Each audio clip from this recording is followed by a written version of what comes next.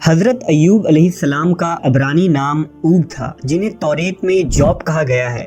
آپ کی پیدائش عرب کے شمال میں بصرہ نامی بستی میں ہوئی۔ حضرت ایوب کے والد کا نام اموس تھا۔ آپ کے والد حضرت اسحاق علیہ السلام کے نسل سے تعلق رکھتے تھے، جبکہ آپ کی والدہ حضرت لوط علیہ السلام کی بیٹی تھیں۔ محققین نے لکھا کہ حضرت ایوب کا زمانہ حضرت یعقوب اور حضرت موسیٰ علیہ السلام کے درمیان کا زمانہ تھا، یعنی تقریباً 1300 اور 1500 قبل مسیح کے درمیان۔ اللہ نے حضرت ایوب کو منصب نبوت پر فائز کیا اور آپ اپنے قبیلے کے سردار بھی تھے۔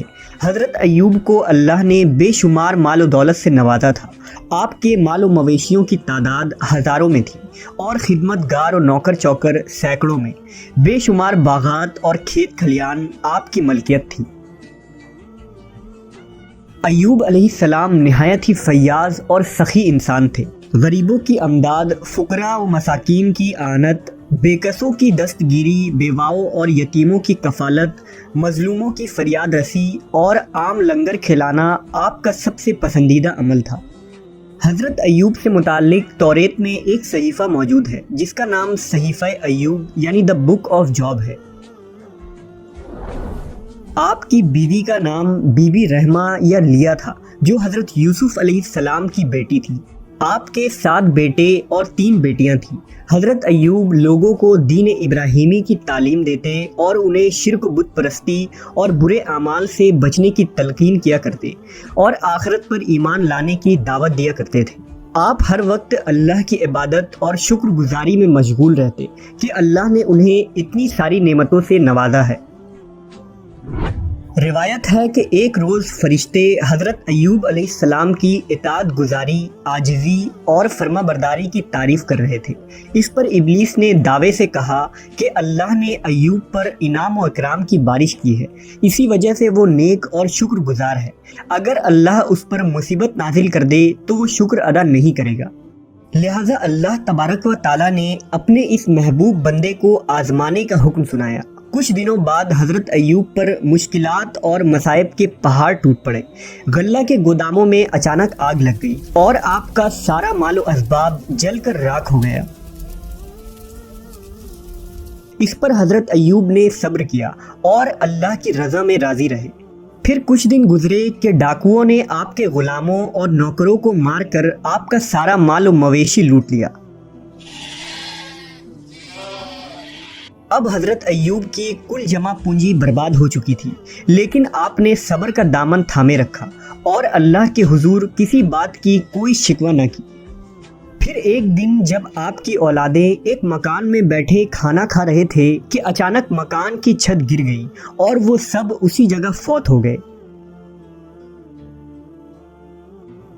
حضرت ایوب علیہ السلام کے پاس اب نہ مال تھا، نہ مویشی، نہ گھر اور نہ ہی اولادیں۔ خوشحالی کی ایک علامت بھی باقی نہ رہی۔ پے در پہ تباہی اور ایسے واقعات سے لوگ حواس کھو بیٹھے، لیکن حضرت ایوب کی روشن پیشانی پر ایک شکن تک نہیں آئی۔ حضرت ایوب کے گھر کے باہر آپ کے پیروکاروں اور قوم کے لوگوں کا ہجوم اکٹھا ہو گیا اور سب حضرت ایوب کے اس خستہ حالی اور مصائب پر گریہ و زاری کرنے لگے۔ حضرت ایوب نے اس وقت فرمایا کہ میں اپنی ماں کے پیٹ سے برہنہ پیدا ہوا تھا اور برہنہ ہی دنیا سے جاؤں گا۔ یا اللہ، آپ نے مجھے یہ سب کچھ دیا تھا اور آپ نے ہی اپنی امانت واپس لے لی۔ حضرت ایوب کا سب کچھ ختم ہو چکا تھا، لیکن ابھی مزید سخت آزمائش سے گزرنا باقی تھا۔ کچھ دن بعد حضرت ایوب نے اپنے بدن میں خارش محسوس کی۔ آہستہ آہستہ یہ خارش ایک موذی بیماری میں بدل گئی۔ آپ کے پیروں کے تلوے سے لے کر سر کی کھال تک سارے جسم پر تکلیف دہ بڑے بڑے پھوڑے نکل آئے جن میں ٹیسیں اٹھتی تھی، تو آپ درد سے بے چین ہو جاتے تھے۔ آپ راکھ پر بیٹھے رہتے اور راکھ جسم پر ڈالتے رہتے تھے۔ اس موذی بیماری اور پھوڑے کو دیکھ کر حضرت ایوب کے عزیزوں اور رشتہ داروں نے آپ سے قطع تعلق کر لیا۔ لوگ آپ سے الگ ہو گئے اور آپ کے پاس آنا جانا بند کر دیا۔ اس مشکل وقت میں صرف آپ کی اہلیہ آپ کے ساتھ رہی۔ آپ کی زوجہ محترمہ نے بیمار شوہر کی تیمارداری میں کوئی کسر نہ چھوڑی، محنت مزدوری کر کے اخراجات پوری کرتی رہی اور حضرت ایوب کی خوب خدمت کی۔ لیکن بیماری دن بدن بڑھتا چلا گیا۔ اسی دوران ایک دن شیطان ایک طبیب کی شکل میں حضرت ایوب کی بیوی کو ملا۔ انہوں نے اسے طبیب سمجھ کر علاج کی درخواست کی تو شیطان نے کہا میں ان کا علاج کر دوں گا، لیکن اس شرط پر کہ اگر ان کو شفا ہو جائے تو یوں کہہ دیں کہ تو نے شفا دی، میں اور کچھ نذرانہ نہیں چاہتا۔ حضرت ایوب کی بیوی نے آپ کو اس طبیب کے متعلق بتایا تو حضرت ایوب نے فرمایا کہ وہ تو شیطان تھا، میں عہد کرتا ہوں کہ اگر اللہ مجھ کو شفا دے تو میں تجھ کو 100 قمچیاں ماروں گا، کیونکہ تو اس کی باتوں میں آ گئی۔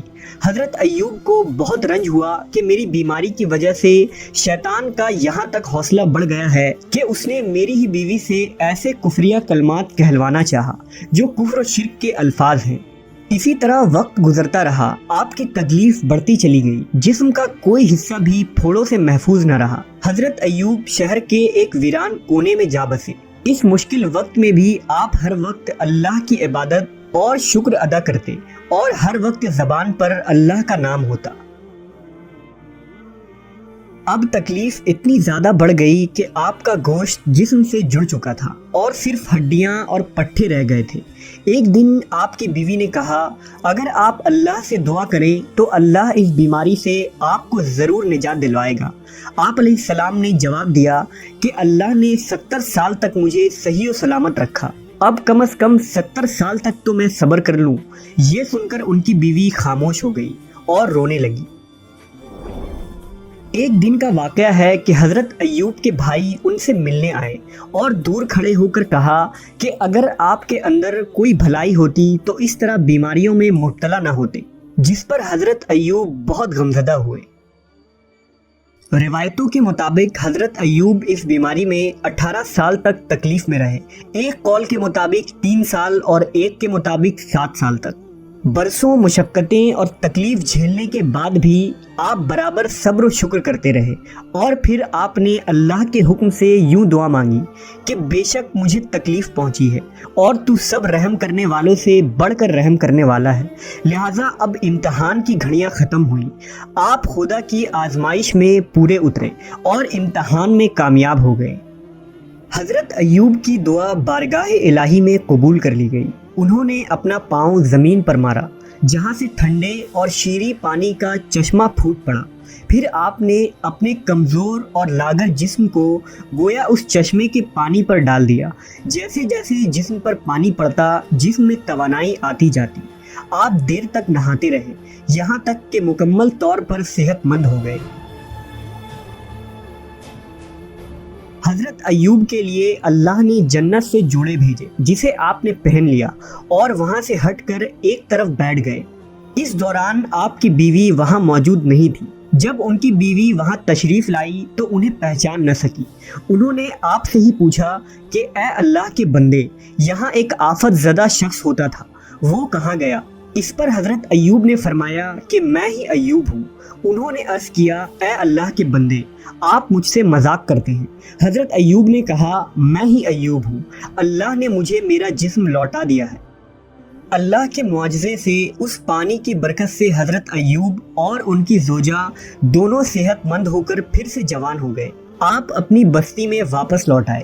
اللہ نے دوبارہ آپ کو مال، مویشی، اولادیں اور اسباب و سامان پہلے سے بھی مزید بڑھ کر عطا فرمائے۔